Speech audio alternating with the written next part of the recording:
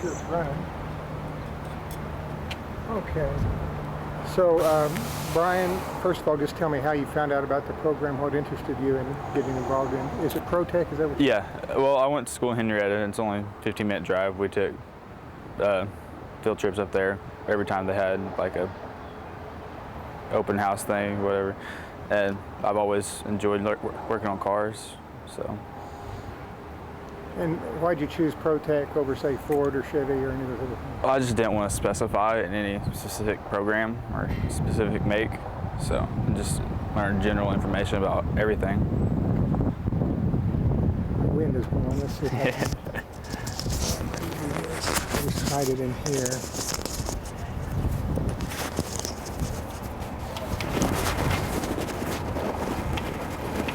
Always something, but that's why they paid movie stars millions of bucks. Oh yeah.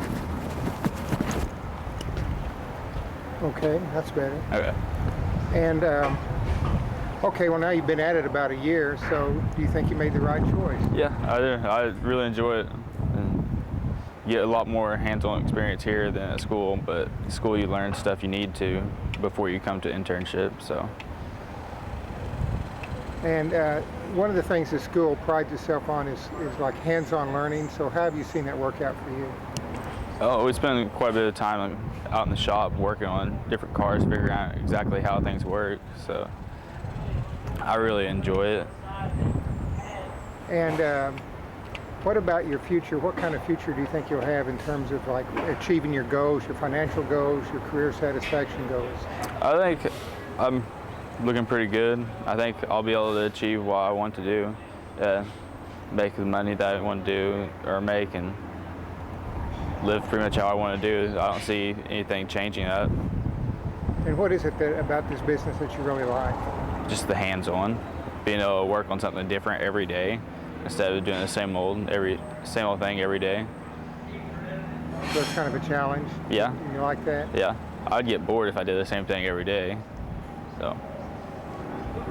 Good. Very good.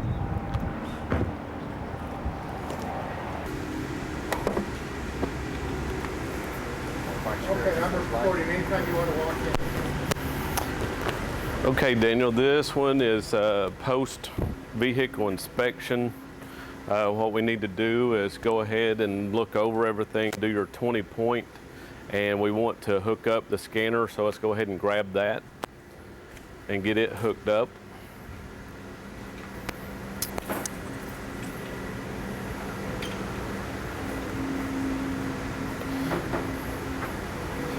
You hook it up on the inside or here? It hooks up on the inside. Oh, okay. Can we roll that window down so I can get a picture?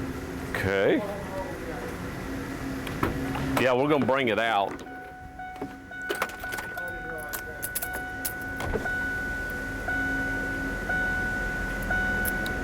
I'll get a picture of you hooking it up on the inside. Hey, Daniel, you let him get a picture of you hooking it up.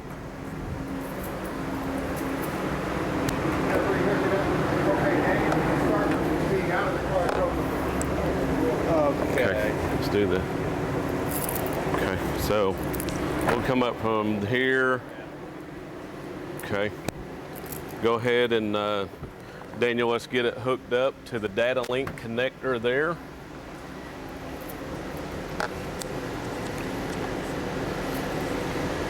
Okay, stop for a minute. Putting that in code. Okay. So go ahead and take the scanner. We'll just.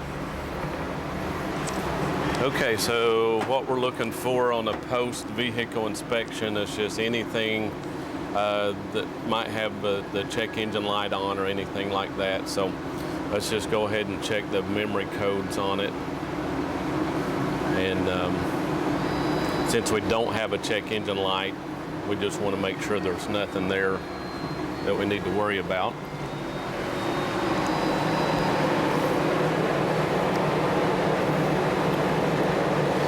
So, looks like everything's good there. No codes in the computer. So this one looks like it'll be okay. That looks great. Again on that.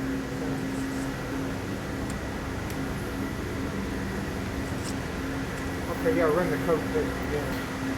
Okay, so let's go ahead and run the memory test. Make sure no codes are present.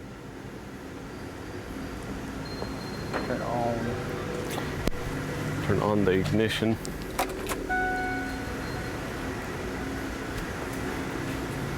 No. code? Okay, so there's no codes in this one. Everything seems to check out good electronically. So we'll move on to our 20-point inspection that we do on the vehicles. If you want to pull that out of there, Daniel would kind of go over.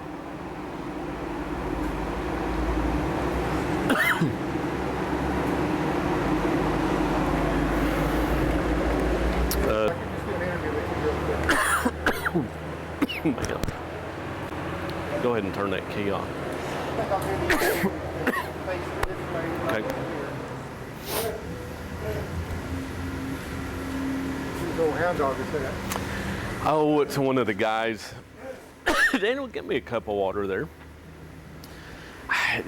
She's been sick, and he had her at a vet, and the vet was, I think, gave her some misdiagnosis actually, and about let her die. So he was wanting to put her down, but Danny's hanging on to her. We're trying to revive her. We'll do a lot of that at my house. We got a bunch of...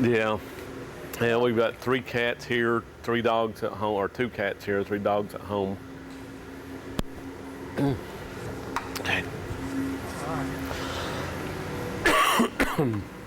Wow, I don't know what happened there. Okay, and for our editor, just say your name and how to spell it. Okay, Damon Sutterfield, DAMON SUTTERFIELD. Okay, and then your position or title with this company. I am the owner / custodian. Do it all around here. So, have you been involved with the Protech program for a while? Probably for about 8 years with the Protech program. We've had Daniel will be the 4th student that we've had down there. So we're a big believer in the program and getting students through school with a good education, and it's an excellent program. What are the components of it that make you a big believer in it? You know, just the idea of having students there, learning the theory and operation of getting in, reading the books of how a car and the components should work, and then getting into an actual live environment in a shop and putting all that information to use hands-on. I think that's probably the best way to train a student. We've had kind of this problem with the auto industry, but what do you think the future is of an automotive service technician? I think there's going to continue to be a great demand. I know the dealerships right now, they say are, in some trouble, but there's always going to be a need for techs, whether it's at a dealership or independent shops. Our shop really seems to be doing well right now with everything that's going on, and I think it's because people have the thinking that something's wrong in the dealerships. So there's a lot of people hanging on to their cars and fixing stuff that we hadn't seen in the previous years, but there's definitely a demand out there for young kids coming up wanting to get in the automotive repair business right now. So, what kind of career potential is there open for them? I mean, are they going to be able to make a good living? Yeah, our guys here, I'm a firm believer in this shop that if I want to pay my guys good, if they're good workers, I want to pay them good and keep them. I don't want them out looking for a different job. So, we believe in that aspect of it, of keeping them happy. A student can start out of school probably making $24,000 to $32,000 a year flat rate. So the flat rate part of working on cars gives a student the incentive to work as hard as they want to make the amount of money they want, instead of just being locked in on a salary. So it's most shops work off a flat rate. And that's what we do, and it gives the employee the option to make more hours or less hours or what. So the potential is there. And I've got techs that make all the way up to $85,000 right now. So I mean, it's definitely a good field to be in. Mom and Dad ought to be encouraging their kid. They should be. It's.